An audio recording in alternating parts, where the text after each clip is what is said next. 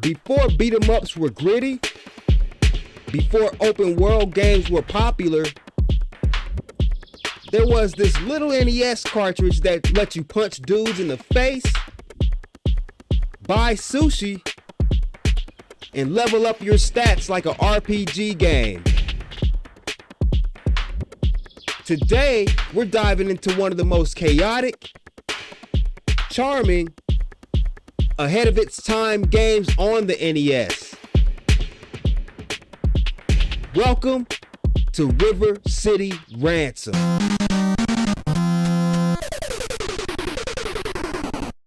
What up, Lab Fam? Welcome back to the channel. I'm your guy, CV, and today we're spotlighting a cult classic that blended genres way before the industry caught up. River City Ransom, part brawler, part RPG, part comedy, 100% unforgettable. Let's break down what made this 8-bit street adventure so special. Released in 1989 by Technōs Japan, the same team behind Double Dragon, River City Ransom is actually the third game in the Kunio Kun series, behind what we know as Renegade here in the United States, and another game that I featured here on the channel, Super Dodgeball. In Japan, River City Ransom is known as Downtown Neketsu Monogatari, and it helped define that chibi, tough guy aesthetic that would actually become the staple of the franchise. While it didn't make huge waves at launch here in North America, it slowly built the reputation as one of the NES's most innovative titles. It was a game that dared to mix beat-em-up action with RPG progression, shops, stats, and a surprisingly open structure. You play as Alex and Ryan, two high school brawlers on a mission to rescue Ryan's girlfriend Cindy from the villainous Slick. To get to him, you'll have to fight your way through gangs, bosses, and entire neighborhoods of River City, all while leveling up, buying food, and learning new moves. It's simple, but it works, and the game's humor gives you a ton of personality.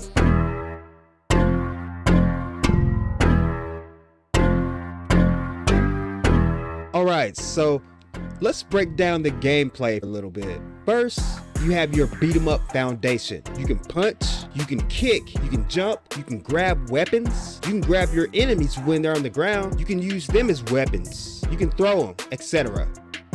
Enemies drop coins that you can then use as currency, and you can actually improve your character with the RPG mechanics, which I'm actually getting ready to talk about in a second. Then there's the two-player co-op that's chaotic in the best way. It's fun.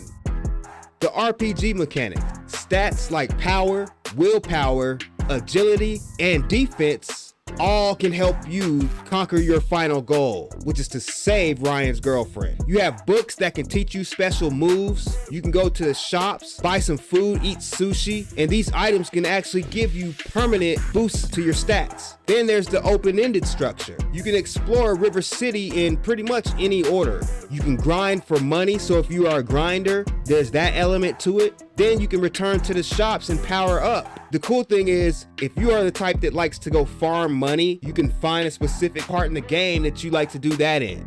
The bosses, they can be tackled whenever you're ready. You don't have to fight them every time, because you can actually run through the areas and you don't even have to fight the bosses until you're kind of ready.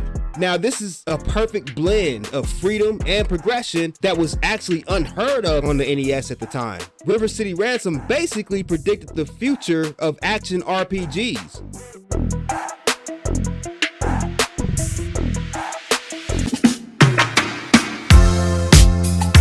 The visual style was very cool and unique to that particular franchise. River City Ransom's chunky, expressive sprites are iconic. Chibi proportions, the exaggerated animations, the goofy reactions, it all gives the game a really playful vibe. Each gang has its own theme and its own personality. They all have their own colors on their shirts, from the generic dudes to the frat boys to the jocks, etc. It's simple, but it's bursting with character.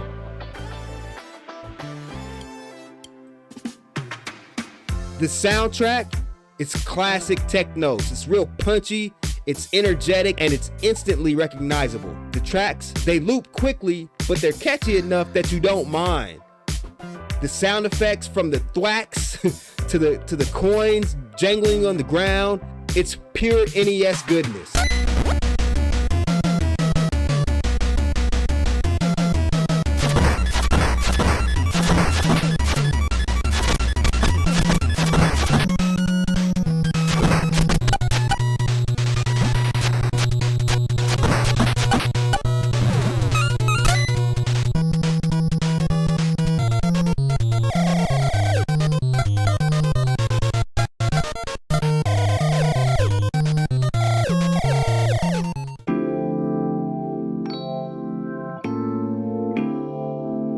The game's English translation is intentionally goofy.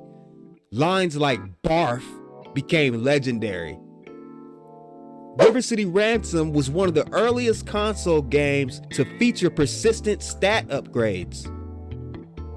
The Kunio Kun series is a massive series in Japan, with dozens of spin-offs, even including sports games. A fan-made PC remake called River City Ransom Underground released decades later. The game's open structure influenced titles like Scott Pilgrim vs. the World, the game.